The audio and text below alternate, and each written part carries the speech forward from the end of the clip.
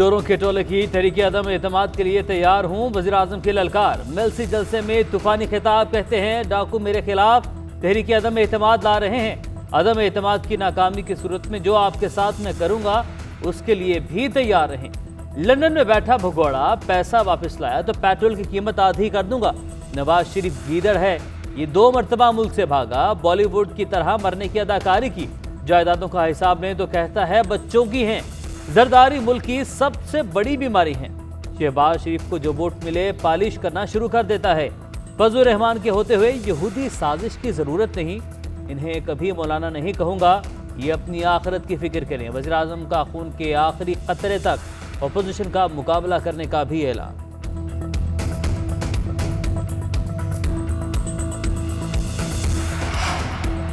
क्यों उखड़े उखड़े और घबराए हुए लग रहे हो? मरियम नवाज का इमरान खान के जलसे के बाद ट्वीट, कहा खेल तो अभी शुरू हुआ है और आप पहले ही हार चुके हो, कुछ तो स्पोर्ट्समैन स्पिरिट का मुजाहरा करो।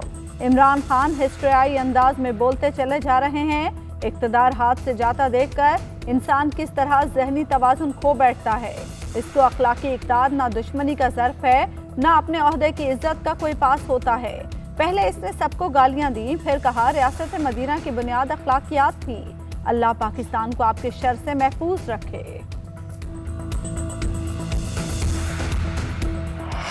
इतना घबराया हुआ वज़ीर आज़म कभी नहीं देखा। अगर अवाम पर एतमाद है तो असम्बलियां तोड़कर अवाम में आकर दिखाएं। बिलावल का फिर चल, कहते हैं अदम एतमाद से पहले इमरान खान मुस्ताफ़ी हो जाएं, वरना हमारी तैयारी मुकम्मल है। ये मुश्किल टास्क है। हुकूमत इस वक्त शदीद दबाव में है। कौमी असम्बली में हुकूमत को पहले भी शिकस्त दी, अब भी देंगे। खान साहब 3 साल से यूटर्न ले रहे हैं। हुकूमती लोग भी तंग हैं। हमारे साथ राबते जारी हैं। सिलेक्टेड को घर भेजना पूरी कौम की आवाज़ है। इस शख्स ने सियासत को गाली बना दिया है। इखलाकियात का जनाजा निकाल दिया गया। कठपुतली की मुल्क में कोई जगह नहीं। नाकाम वज़रा को सिंध में हमारा मुकाबला करने भेजा गया, वो भी इमरान खान को बचा नहीं सके। पाकिस्तान पोस्ट ऑफिस काम नहीं कर रहा, मगर वजीर नंबर 1 है। इस पूरे टोले का ही बुरा हाल है।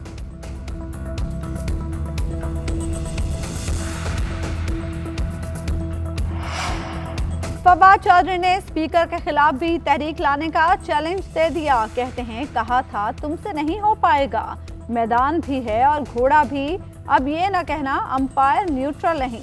फजलुर रहमान के 48 घंटे और बिलावल के 5 दिन तो काट का घोड़ा निकले। लेकिन मैं बता रहा हूँ, आइंदा हफ्ते में ऑपोजिशन अपनी तहरीक समेत घरों में वापस चली जाएगी। ऑपोजिशन के तमाम दावों से मुकम्मल हवा निकल रही है। तहरीक अदम एतमाद की तैयारियां सियासी पारा चढ़ने लगा। अपोजिशन के राब्ते जारी। पीपल्स पार्टी नू लीग ने पार्टी अरकान पार्लियामेंट को बैरून मुल्क जाने से रोक दिया। शहबाज शरीफ कहते हैं स्पीकर कौमी असम्बली बैरून मुल्क दौरों में अपोजिशन अरकान के नाम डालकर बाहर भिजवाने की साजिश कर रहे हैं। तहरीक अदम एतमाद पेश होने वाली है। अरकान मुल्क में मौजूद रहें, इनके जान से में ना आए। नून लीग की पार्लिमानी पार्टी का इजलास भी तलब। नंबर गेम पर मुशावरत होगी।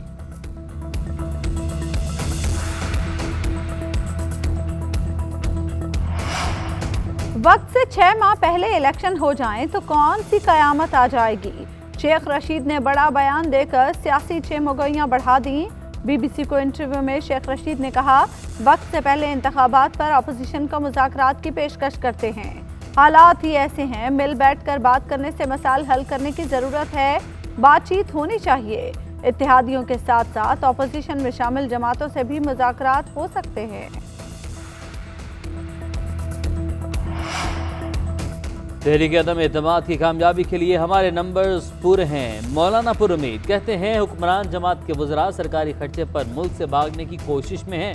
इनको भागने का रास्ता नहीं दिया जाएगा। अवाम का एतमाद इस सिलेक्टेड से उठ चुका है। हुकूमती अरकान हमारे साथ राबते कर रहे हैं।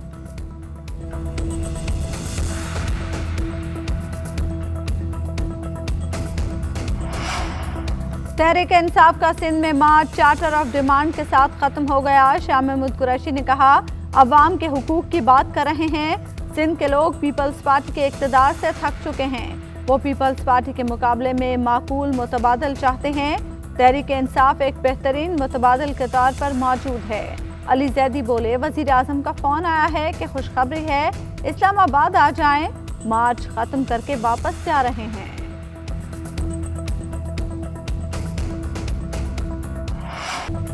बिलावल के मार्च की मुरीद की एंट्री, कुछ देर बाद काफिले गुजरावाला पहुंचेंगे। मकामी जालों का जो सुखरोश, पार्टी पर चमक बहार, हुकूमत मुखालिफ नारों ने माहौल गर्मा दिया। पीपल्स पार्टी के मार्च के रूट में तब्दीली, शुरका लियाकत बाग के बजाय रबात में क़याम करेंगे। काफिले फैजाबाद से होते हुए डी चौक में एंट्री डालेंगे।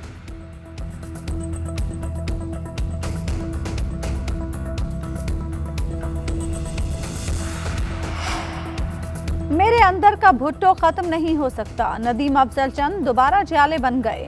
बिलावल से मुलाकात में बाज़ाब्ता ऐलान कर दिया। कहते हैं पीटीआई को अवामी जमात समझता था, मगर वो अवामी तवक्कुआत पर पूरा उतरने में नाकाम रही। खानदान की मजबूरी के बायस इमरान खान का साथ देने का गलत फैसला किया। बिलावल ने पुराने जियाले को खुशामदीद कहा, बोले पीपल्स पार्टी आपका घर है। नदीम अफजल के भाई वसीम चंद कहते हैं, भाई का तहरीक इंसाफ छोड़ने का फैसला जाती है, मैं इमरान खान के साथ ही खड़ा हूँ। एतजाज एहसन का आसिफ जरदारी को नवाज शरीफ से मोहतात रहने का मशवरा। हुकूमत जाने से मुतालिक सवाल के जवाब में कहा, लोगों का रवैया देखकर अंदाजा हो जाएगा कि इमरान खान घर जा रहे हैं या नहीं। मुल्क और इदारे के लिए वज़ीर आज़म नागुज़िर होता है, वो इमरान नहीं होगा तो कोई और होगा।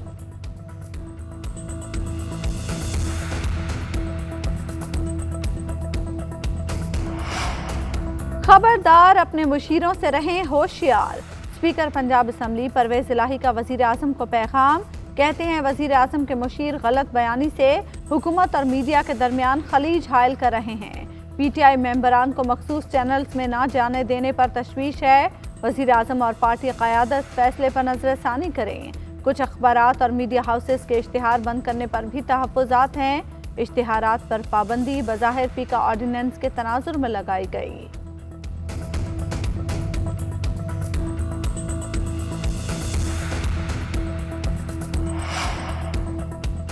इमरान जिनको चोर और डाकू कहते थे, आज उनके घरों में जा रहे हैं। घबराए हुए इमरान को पता चले कि किसी की गाय बीमार है तो ये वहां भी पहुंच जाएगा। ख्वाजा सिर्फ कहते हैं, अगर इस शख्स ने 5 साल पूरे कर लिए तो मुल्क मरम्मत के भी काबिल नहीं रहेगा। एहसन इकबाल ने कहा, घबराई हुई हुकूमत ओछे हथकंडों पर उतर आई है। इमरान खान ने मुल्की निज़ाम का बेड़ा गर्क कर दिया है, अवाम इनका मुहासबा करेंगे।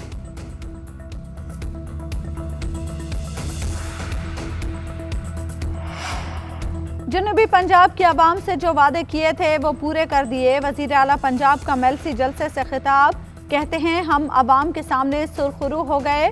हमारी हुकूमत के आखिरी साल में तमाम मसाइल हल हो जाएंगे। अपोजिशन के पास कोई हिकमत अमली है, ना कोई एजेंडा। अदम एतमाद का तमाशा रचाकर तरक्की का सफ़र रोकने की कोशिश की जा रही है।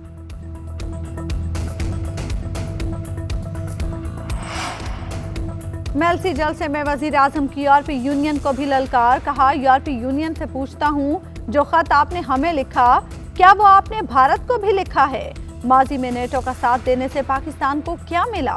80,000 लोगों की जानें गईं और मुल्क को $100 अरब से ज़ायद का नुकसान हुआ।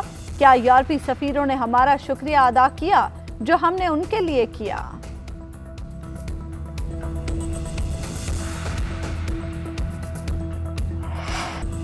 और कॉमेडी किंग की यादें, हंसी मजाक की बातें। अमानुल्लाह उदास चेहरों पर हमेशा मुस्कुराहट लाए। जब तक जिंदा रहे सबको हंसाया, खुशियां बांटते रहे। भारत में भी मद्दाहों को खूब महसूस किया। बेताज बादशाह अमानुल्लाह खान की आज दूसरी बरसी। मद्दाहों का जबरदस्त खराज अकीदत।